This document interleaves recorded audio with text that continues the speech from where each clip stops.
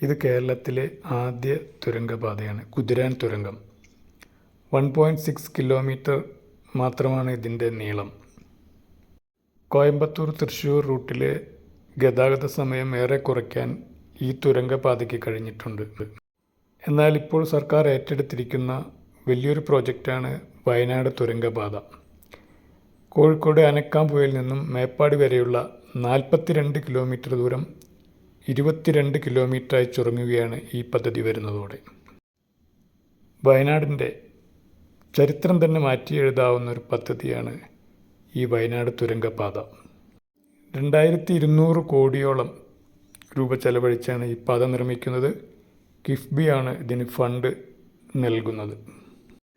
ഇടത് സർക്കാരിൻ്റെ പ്രകടന പത്രികയിൽ പറഞ്ഞിരുന്നത് പോലെ തന്നെ ഈ പദ്ധതിയുടെ ഉദ്ഘാടനം നടന്നു കഴിഞ്ഞിരിക്കുകയാണ്.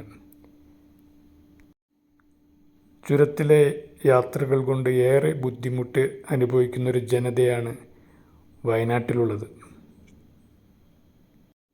ഇപ്പോൾ തന്നെ ദിവസങ്ങളോളം ചുരം അടച്ചിട്ട് ഇപ്പം തന്നെ ഭാഗികമായി തുറന്ന് ഇട്ട സമയമാണിത്.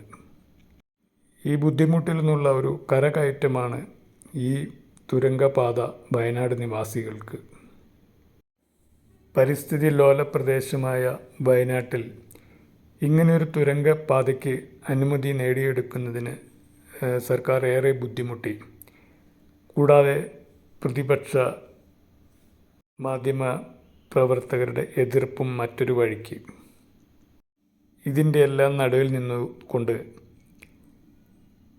സർക്കാർ ഇങ്ങനെയൊരു പ്രവൃത്തിക്ക് തുടക്കമിട്ടത് ഏറെ പ്രതീക്ഷാർഹമാണ് അവിടുത്തെ ജനതയ്ക്ക്. 1990 CPIM MLA ആയിരുന്ന മത്തായി ചാക്കോയാണ് ഈ തുരങ്കപാതയ്ക്ക് ആദ്യമായി അതിൻ്റെ ചർച്ചകൾക്ക് തുടക്കമിടുന്നത്. പിന്നീട് ജോർജ് M. തോമസ് അതിന് സപ്പോർട്ട് ചെയ്തുവെങ്കിലും ഇത് ഇപ്പോൾ ഫ്രൂട്ട്ഫുള്ളാവുന്നത് ഈ പിണറായി സർക്കാരിൻ്റെ കാലത്ത് 2025 ഇത്രയും വലിയൊരു പ്രോജക്റ്റ് ഏറ്റെടുത്ത് നടപ്പിൽ വരുത്തുന്നതിന് ഇച്ഛാശക്തിയുള്ള ഒരു സർക്കാരിന് മാത്രമേ കഴിയൂ എന്ന കാര്യത്തിൽ തർക്കമില്ല.